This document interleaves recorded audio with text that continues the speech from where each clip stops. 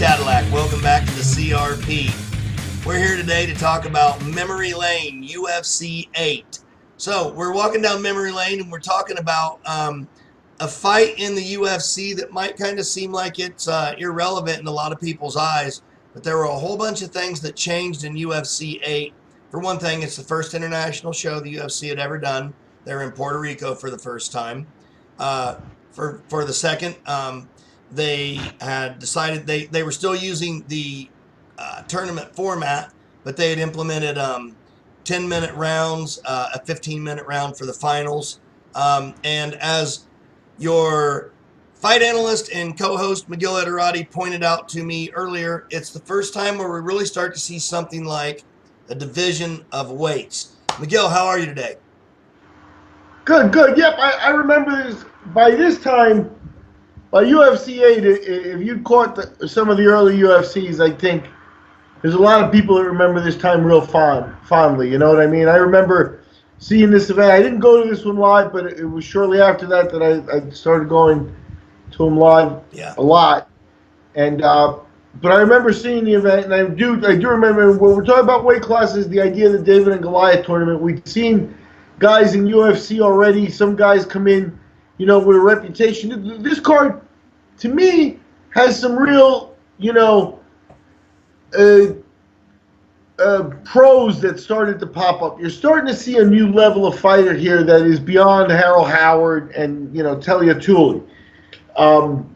If Don Frye obviously won the tournament, so Frye would be the elite guy. Goodridge, I think, represents a different level guy. I think Jerry Bolander deserves a message here, too, because this is his UFC debut. Bolander, a protege of Ken Shamrock. Shamrock at the top of the card fighting Chemo. So it's kind of, there's some legendary names on the card kind of thing. And it definitely was a memorable UFC.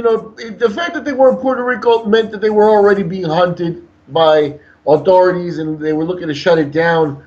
They had trouble in Puerto Rico with getting the show off, but they did get the show off.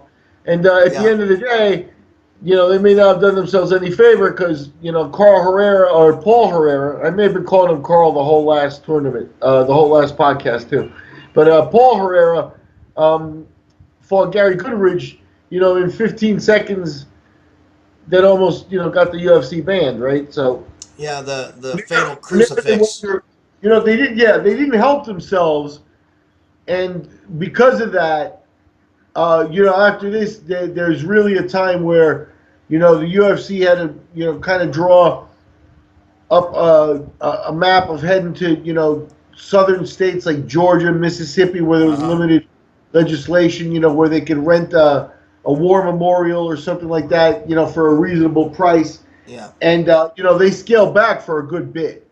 They still, to their credit and to Joe Silva's credit, they still started, by UFC 15-16, you'd have the debut of Dan Henderson, Randy Couture. So another escalation over the pros of Don Frye's level that we were seeing there. You know what I mean? Yeah. So the UFC always had that. But at this point, we're firmly in the era after this UFC.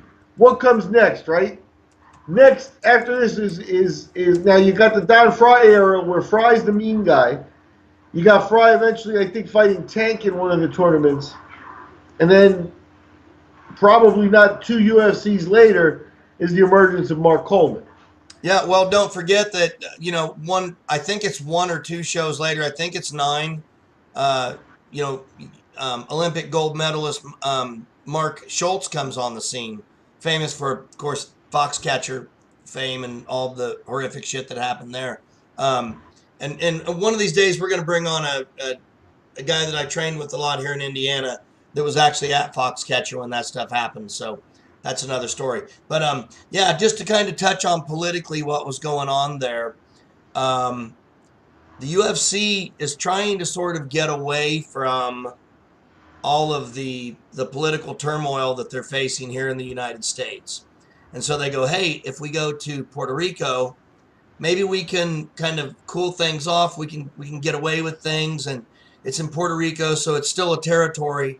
So they were expecting to be able to bring people with them. get everybody there without passports, and get everything done, and still do it on U.S. soil, still do it with U.S. dollars, etc. But to be able to do it without necessarily the U.S. laws and the U.S. pressures that they were feeling continentally.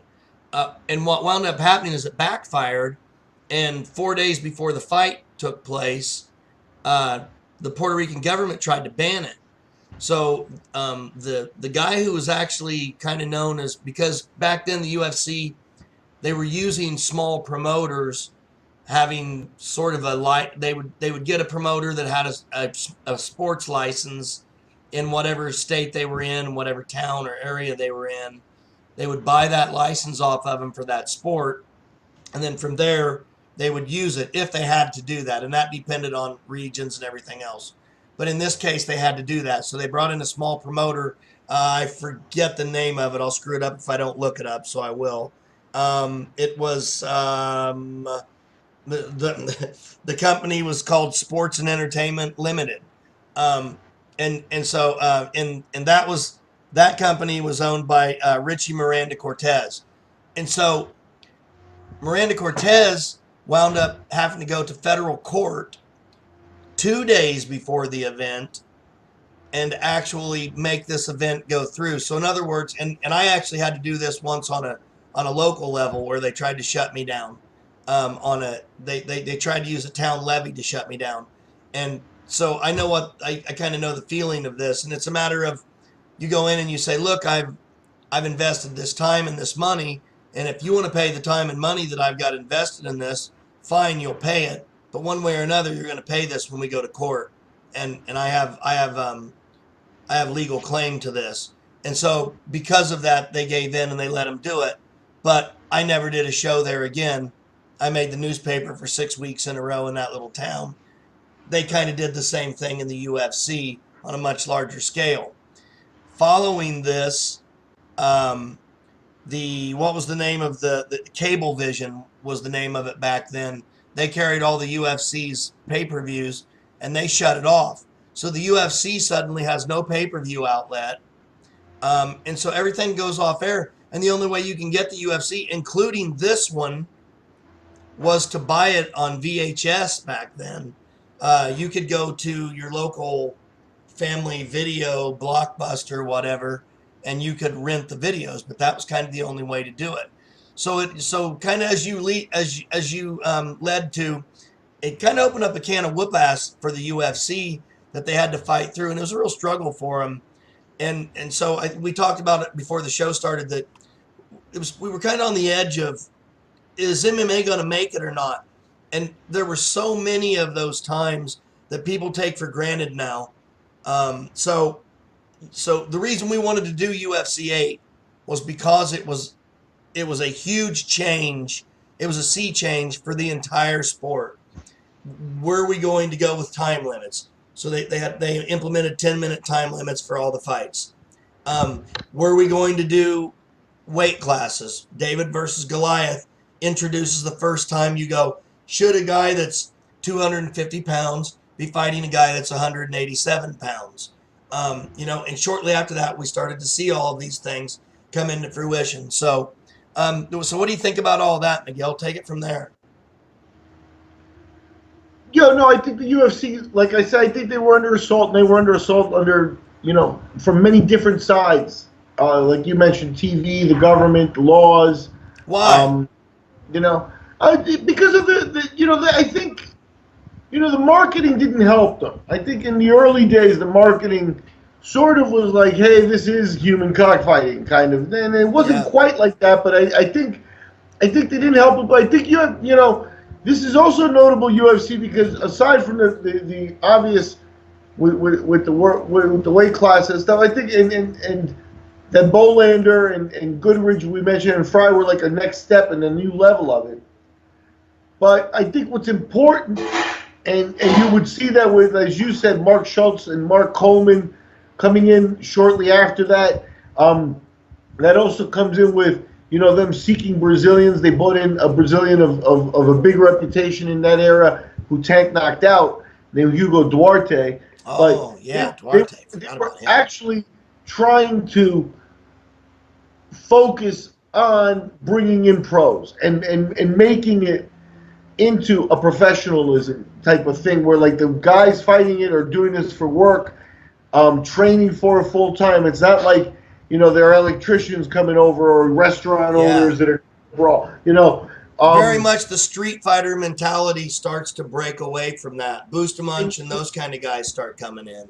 And and the dedication to what they're doing here and the advancement of the market, the UFC starts to cling to that as well. And I think that was one of their saving graces. Because at the end of the day, you remember Harold Howard when I refer to Harold Howard from the early UFCs? Guy who the white beater and did the whirly kick, and I think his interview was literally him screaming, "If you're gonna come on," or something like So that level of English and that level, come on, if you're gonna come on. From Harold Howard to Randy Couture as a spokesperson. You're light years away. And I remember Couture's debut. That was a fight I was at. Was Couture's debut. And I remember Couture, which was enormous. Yeah, I remember Couture showing up, at the after fight party, with like shorts. He had 2 beers, just like 2 sociable beers. Said hello to the people, and he took off. And he, went on and did everything he did. But he was just the most sensible guy. I remember another time with Couture, it was me and him in an elevator in Atlantic City, and I think he was fighting Rico Rodriguez that weekend. And that's a fight. Wow. And he looks at me, and he I think he recognizes me or something. He goes, "Hi." He goes, "Hi, I'm Randy." Like, Yeah. It's like, I know. I know exactly who you are. But like I said, Randy was a different level spokesman. Coleman was at least the guy who you could present with an NCAA resume and stuff like that. So they were about to make a big change. Frye, at the end of the day, was a fireman, right? So that is coming. And Bolander and the association of the Lions then, with them being dedicated to this, they were really the first camp. You know what I mean? Yeah. You had Petey Williams, you had Bolander on this card. There were other members. Mikey Burnett would show up. Yeah. Shortly, on the scene. So I think that was, in retrospect, the UFC leading that way, which I think is a Joe Silva contribution, is definitely one of the things that helped plant seeds for the sport the way it would be, and also saved them in those early days, because there were some tricky days. You know what I mean? Well, let me do this. Let me read off what the initial fights were. So you had an alternate fight, which was Sam Atkins and Keith Milkey. Did I say that right? Yeah, Keith Milkey. Yeah, Sam Atkins. Now you know something about him, right? Sam Atkins, he's from Central Pennsylvania, and I happen to live in Central Pennsylvania, so we spent. He used to work at a local restaurant and stuff, and I've spent time talking to him. I actively tried to get him set up for a fight in hook and shoot, and it didn't work out, and he wasn't like a money hungry guy or anything like that. The fact is I was. I wasn't going to throw him in with Travis Fulton or somebody who was on my roster at the top level. I wanted to get him something, and the matchmaking I don't think worked out. You know what I mean? Right. So I wasn't looking to get him run over. I was looking to see if I could get a couple of fights out of him with some name recognition. He was a tough guy. You know what I mean? Yeah, sure. Sure. He was big when he did UFC. He was like a 280 pounder who could slug. When I met him, he was a more fit, like 220. He was an early pioneer guy. It didn't work out for him, but when you start looking at guys. He fought he fought Rico Rodriguez, Guy Mesger, Ken Shamrock, Bobby Hoffman, Gam McGee, Dan Severn, Kevin Jackson. He eventually fought Travis Fulton and got beaten in a minute. So that's every killer on the early list. He fought Tank Abbott in the UFC. So we go on the main card quarterfinals. We've got Goodrich and Herrera. And that's the famous elbows where Goodrich literally crucified him. Yeah, And it's about 8 elbows in like 3 seconds. yeah, that So was the it's most horrific. It was 13 seconds. Um, fight. and they there's a meme out there somewhere that says Gary Goodrich is not called the crucifier, but he should be, or something like that. Yeah, I Um, mean, there's got to be a joke in there about Romans and Jesus or something, but I don't know. But I mean, so Goodrich, we see him. He wore the black pants, and we see him for the first time. And then you go up the line, and so now you've got Bolander and Feroza. Feroza gets submitted by guillotine choke in 9 minutes, so that goes almost the full distance. By the way, for whatever it's worth, Feroza wound up doing in 2011. You can look this up on YouTube. Feroza and Abbott did a backyard fight. I don't know if you've seen this. Have you seen this? They did a they did a um, they did a yeah, backyard fight. They called it an exhibition, a backyard fight, and by all intents and purposes, Tank won. But Feroza stung Tank hard twice in the beginning of the fight, and then Tank drops him to his knees with I believe a strong right and an uppercut combination. But anyways, that's another story. Check it out if you get a chance. So it is actually, if you're old school like we are, you might really dig that. Um, so Feroza loses by submission, guillotine choke.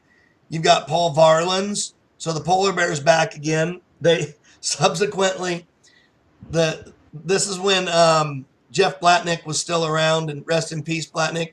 The great Olympian Jeff Blatnick, and I was a huge fan of Blatnick, and I thought he did a great job. I know there are people who don't or whatever. That's their own decision, but Blatnick did screw up and say that Paul Varlins had never been that none of these guys had ever fought in the UFC. When, of course, Paul Varlins had fought in the UFC as the polar bear. But Varlins fought Moreira and unanimous decision, so that was the only one that went to decision.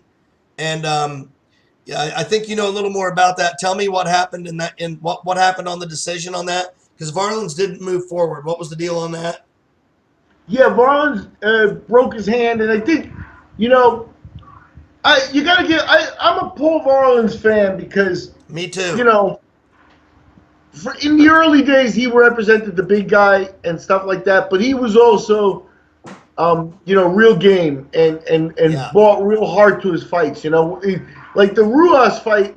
There's a lot that says about the way a guy loses, and he never back. He made Ruas chop him down because he Yeah. never backed down and stopped coming forward. And so there's something about Paul Varlins' heart and stuff like that I think is valuable in history, because he made for incredibly entertaining stuff when you saw it. Especially when you include some of his other fights and stuff where he I remember some of his fights in Russia that he may have had in the early days and things. I don't even know if those are listed on here. The World Valley Tudo, yeah, World Valley Tudo. What am I looking at here? Okay, yeah. Like he fought Igor Vovchanchin, you know. Loved Igor. That was, yeah. So I remember that fight, and I remember the fight in Brazil where he fought Mark Kerr. Wow. And when he fought Mark Kerr was the smashing machine, And the So- full-on smashing machine at that Yeah, point. Still. and he smashed Varlins. He smashed the dude. This was the tournament that that Kerr was definitely taking over Mark Coleman's spot, and Varlins was still a part of that from the early days. So definitely a guy that you don't get great fights without two guys. So Right. if the guys that beat Varlins went anywhere, and if you read the names like we said, Mark Coleman. He fought Carlos Barreto in Brazil. Barreto, I don't think ever made it to the UFC, but Barreto fought in hook and shoot against Ian Freeman in a very important international fight. Brodo was the real deal. For the early days. So before that, like I said, Marco Ruas, he fought Tank Abbott. Yeah. fought Dan Severn. Well, listen, let's keep moving up the ladder here though, because we've got a lot to cover. So our next fight in the real quarterfinals fast. is. Let me finish up about Varlins because I'm sorry. The bottom line is Varlins was coming off losses to Ruas and Severn in the UFC and UFC tournaments, and at the end, I think that here he came in to win this tournament. So he was looking to come in, and after that, when it didn't work out for him and he couldn't advance, then he started to fall off, and we really didn't see him back in the UFC until the next Ultimate or whatever it was. Yeah. And then from there he faded. But definitely a historic early figure, and like I said, Marco Ruas, Dan Severn, you're talking about UFC champions on his resume. Yeah, and just for whatever it's worth, we're in communication with Varlins, and we're going to have him on the show once we get everything worked out, so we can start doing guests on the show. So then we go on to the introduction of not just the fireman, and I think he was the fireman at that point still, right? But he's, in my mind, he's only one thing, and he's the predator. So Don Frye comes in, fights Ramirez, KO, 8 seconds. Don Frye, I mean, man, you look across the ring. Can you imagine being Ramirez and looking across the ring at that guy and seeing him and just being like, oh. Do you remember the whole scene? Yeah. Because if you look at it on TV, it's still, I think, I don't know. This is early MMA chaos, because Ramirez is in the tournament as the local fighter. Yeah, he was the Puerto Rican there. Yeah, and he was in as the local fighter, and if you remember Jeff Blatnick's introduction of it in Puerto, I mean, they talked about Chupacabra and this guy's power. Yeah, the whole. And now he had like 400 fights that he never lost and things like that. You remember? I mean, so so the guy comes in. I forgot about that. I think the guy, and I haven't watched it since then. It's just the guy. I remember. I remember it perfectly. I was like, "What is he talking about, Chupacabra?" Yeah, so, and I think Ramirez walks into that fight kind of snarling, like, I'm going to win, I'm going to kill all these guys, like, deluded, but I think confident, you know what I mean? Completely deluded. But I think he thought, we're in Puerto Rico, we're in my house, the crowd, and watch the crowd reaction when that ends in 8 seconds. So Frye the air went out of a building that was about 120 degrees because in Puerto Rico, they don't really believe in air conditioning either. So I think Frye probably got to the back quickly. Yeah, he definitely was like, let's get the hell out of here. You got to. The success of the early wrestlers, it comes from what wrestling is as far as competition, athleticism. Its applicability to MMA too, because it's. It is something that gets very well used. But I think in terms of experience, especially when you're talking about tournaments, the wrestlers came in very prepared because they understood a tournament. So Frye gets an 8-second win. He's going in the back. He's got the job. He still has a job to do. Yeah. And I think, if in this case, it was probably to avoid stress and who knows what with the crowd there and Ramirez's people and I'm sure there's a story live from the ground there somewhere. But I'm saying, Frye comes out, opens with that, knocks that guy out, and then Frye's on a roll. Yeah, and here's the thing. What Frye knew that a lot of guys didn't know at that point, what you're alluding to, is that wrestlers knew how to not be taken down. So they knew if they threw a punch, even if they didn't know how to throw a punch well, which Don did know how to throw a punch well. Because he could box too, so that's what made him That's what made him such a badass. But even if Don did know how to throw a punch well, but just knew how to throw one hard, he knew how to not get taken down, or if he did get taken down, he knew how to get back up. And so that's what gave him that confidence. But let's keep moving forward. So we go into the semifinals and we see Goodrich and Bolander, and that's a TKO by punches at 5 minutes, 5.5 minutes in. Goodrich finishes Bolander. Again, you got to see Bolander. This is Bolander's UFC debut, so he's going to end the night 1-1. And he's much smaller, much smaller. And he's coming off a brutal 9-minute fight against Ferozzo. Yeah. Whereas Goodridge Ferozzo's a huge man, right, by the way. Right. And he guillotined him, so he was working him and tired him out, basically. Yeah. So after those 9 minutes, he comes in and faces Goodridge, who's coming off of 13 seconds worth of work. Right. So, to me, Bolander, you got to look back at Bolander's performance here as another one of those early UFC performances where Bolander's a guy to watch. Bolander's a guy where when you hear they're bringing him back for the next fight, I wanted to see that. Bolander definitely won points. Yeah, and another thing, just real quickly about Bolander is that I always just felt like he was a guy who exuded class. He was, there was kind of that Lion's Den thing where where you felt like they were kind of, all of them had to be arrogant and cocky and had to do that chin up, that super machismo thing. And I never got that out of Bolander. Instead, I've got out of Bolander that he was, I'm this ultra handsome guy. I'm in great physical condition, and I fight with the toughest guys in the world every day to get ready for this stuff. And I've got a daytime job, but pretty soon I'm going to do this for a living. And that was his goal. So anyways, so on to the next one then.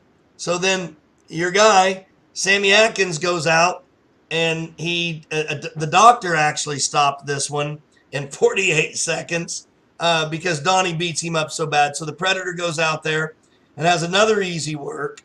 And beats up Sam Atkins, who was the alternate, who you had drank, you'd been known to drink beer with in Pennsylvania, correct? Yeah, but this was after his UFC. I mean, I didn't know him at this point. Fair enough. After UFC, I knew him. Atkins, like I said, was in his UFC days. At this point, he was also coming back to the UFC, trying to after losing to Abbott before and stuff. He was coming to try to do better and go home with the tournament. Well, at this point, spot, gets in. Now, I think Frye would have had a tougher fight with Varlins. I think Varlins is a guy who wants to maul you. And, Frye, at the end of the day, was going to be under 40 pounds lighter, so he would have had to do something different.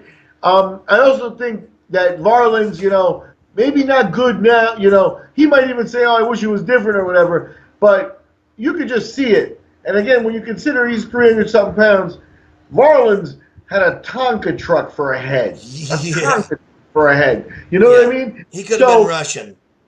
So yeah, I don't think that Frye was going to get through to him. And at the end of the day, Frye came in against Atkins with crisper boxing, and that's what he did to Ramirez. You got a big, heavy guy charging you all wild, and you just come right down the middle with straight punches and who hit first, Yeah, So and Frye was going to be better than Atkins at that point, and forever, really. With all due respect to Sam, Sam's level wasn't enough for Frye. It just is what it is. Frye got through real easy. So now you've got in the final round, you've got Goodrich, who's spent. Okay, so let me figure this up real quick.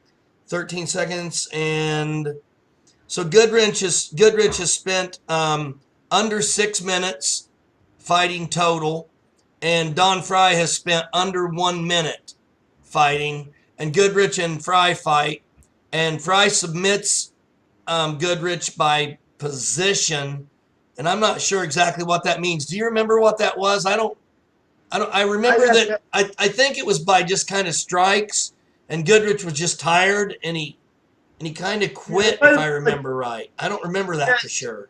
It looked like a set. I don't remember the ending purely of that fight, but what I do remember is that Frye did the professional thing and got the takedown. So he wasn't going to stick around and get exchange punches with Goodrich after what they'd seen already at. So yeah, I think Frye, Goodrich. I think we had an emergence of guys in the UFC here, and it was a shakeup. It was different. Now, by UFC 8, you got to say it, and with all respect, but now it's the UFC's firmly post Royce Gracie. Yeah, definitely. Well, and then you move on to the super fight. So now the UFC has built the idea that not only are we going to do not only are we going to do the tournament and keep that format, we're going to move into time frames. We're going to move into something like weight classes. And we're going to start to implement some different rules. So no groin shots by now, no eye gouging, no fish hooking, no hair pulling. There were several rules that they had implemented by this time. No biting, no none of that. You couldn't soccer kick by then. By number 8, you couldn't kick a guy on the ground if they No, were I on think if they were soccer on kick, if they were on all fours. You couldn't kick them in the face by then. Right? That was I'm by not 8, sure. I'm wasn't it? not sure if that rule was there yet. But yeah, no. I mean, everything you're saying is correct. We're talking firmly about the evolution here. You know what I think would make it an interesting podcast is to talk about the extreme challenge shows, and then Yeah. events like the old Mars event and other events that happen. Yeah. That happened that didn't, like, where the promotions didn't catch, but like where definitely historic things happened. Like actually. The famous hair pulling event was not on a UFC event. The famous hair pulling event was in a tournament that Renzo Gracie won, and it was James Waring who grabbed a hold of, I think, Steve Nelson, his hair, and didn't let go for 5 minutes while he punched him in the face. Yeah. And after that, when they need to help the guy unmake his hand because he's got it Right. from holding Pretty your rough. ponytail so long that he needs help undoing his fingers, then it's time to maybe ban hair pulling. You saw a whole bunch of guys start shaving their heads after that. So we move on to the final fight, because on top of this, they had started doing super fights by then. They caught on that they need to do a big grand fight to end the show every night, and they did a huge fight. By the way, they did 300,000 pay-per-views on this. They had over 10,000 viewers. I think they had 13 or 14,000 guests in attendance. That's pretty damn good, especially in Puerto Rico. So Ken Shamrock and Chemo fought. That ended in 4 minutes. It was a 15-minute time limit on that, so they time limited that by now. And Shamrock knee-barred him. For whatever that's worth. So, pretty cool ending. For whatever it's worth, I saw the Shamrock Chemo rematch on a press pass before the UFC jerked all our press passes and stuff. And Ken landed a knee bar or a knee to the head and knocked Chemo out. After the fight, I was down cage side talking to Silva, and Joe said, as long as it ends on a high note, we're going to sell more next time, and that's all that matters. So I don't care how it happened. And in that press conference after the show, that's when Tito stood up at the back of the room and said, "When are you going to fight me next, Ken?" And Ken stood up, kicked the chair, and said, "How dare you come in here and ruin my time of joy, you son of a bitch, you motherfucker," and started screaming and yelling. And this wasn't set up. This wasn't something that they had done in advance. Ken was genuinely pissed off and insulted that Tito had come in there and said, when's my shot? And I'll never forget this, and I wish somebody had this on video, and I've never seen it before. But Ken said, "I'll fight you right now, motherfucker." And Tito goes, "Ken, I'm not going to beat you up for free." And I'll never forget that. And I always thought, if Tito could be that guy, the guy that when the camera's not on him, if he could be that guy when the camera's on him, that guy could sell 1 million pay-per-views every time. Anyways, hey, so this has been a really good one. Just to wrap things up, though, one more thing I want to point out is what this brought on was Senator John McCain got involved. Rest in peace. I know he was a war hero. He did great service for our country, no matter what side of the fence you sat on politically. I fought John McCain over this bill, tooth and nail. I personally fought him in state, and it was a son of a bitch, and he was a source to be reckoned with, to say the least. But he was the first person to ever call us human cockfighters. And it came from this. I quote, including Michigan politician Calvin McCard's on-site protests of UFC 8. These protests would spark the nationwide movement against MMA in 1996, spearheaded by Arizona Senator John McCain, which would later temporarily push the sport into the United States underground in 1997. So we came that close to going completely under, folks. So when you see old guys like Miguel, when you see the old guys out there, Keith Palmer, when you see Jeff Osborne, when you see the guys out there who worked their asses off way, way, way before any of this stuff was popular, say thank you to them so that you can watch the UFC Saturday night and have a good time and sit down and spend your $90 on pay-per-view now, because they're the reason that it's alive. Anything you got to say, Miguel, before we sign off? No, like I said, maybe we'll do a look at some of the James Waring, Renzo Gracie tournament would be an interesting one because of the hair pulling. I mean, Joe San and the nut shots are there, but I think the hair pulling one's a fight that occurred not in the UFC, so a lot of people may forget about it. And that whole tournament is, an incredibly interesting tournament. Again, once upon a time, you look back at it. Then there's also the Mars tournament, which featured, as you had talked about,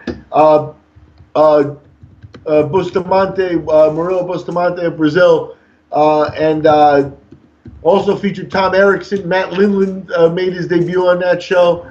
Tom Erickson, another Indiana boy. Yep. So a lot of non-UFC stuff from the early days did have a lot of effect on the way. And it was Eric Paulson whose hair James Waring pulled. Right. It's Eric Paulson. It was a beast in and of himself.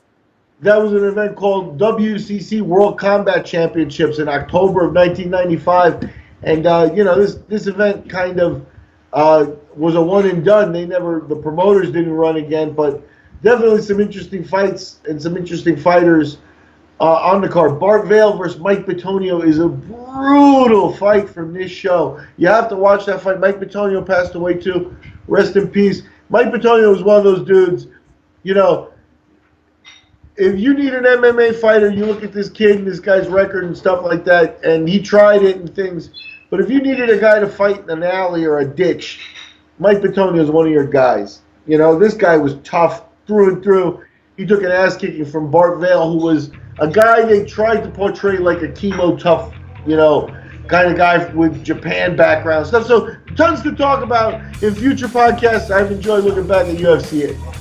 Hey, until next time, listen, don't forget, hit the little red button, subscribe below. Tell us you like us, tell us you hate us. We like either one, because we want to know what we're doing right and what we're doing wrong. What we do wrong is just as important as what we do right, maybe more important. If you like what we do, tell us. If you like what we do, tell others. If you don't like what we do, tell us. We listen and we try to implement these things. Until next time.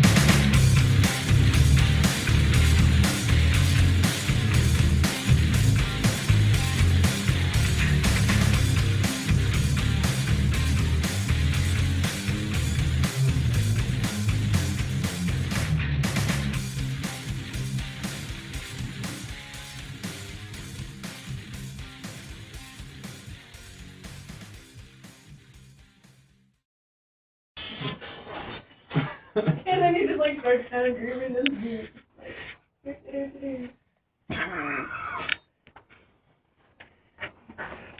Hey, look. Yeah. Hey, look, it's... See, there's a convention in Ohio this weekend. It's free. There's no cover or whatever.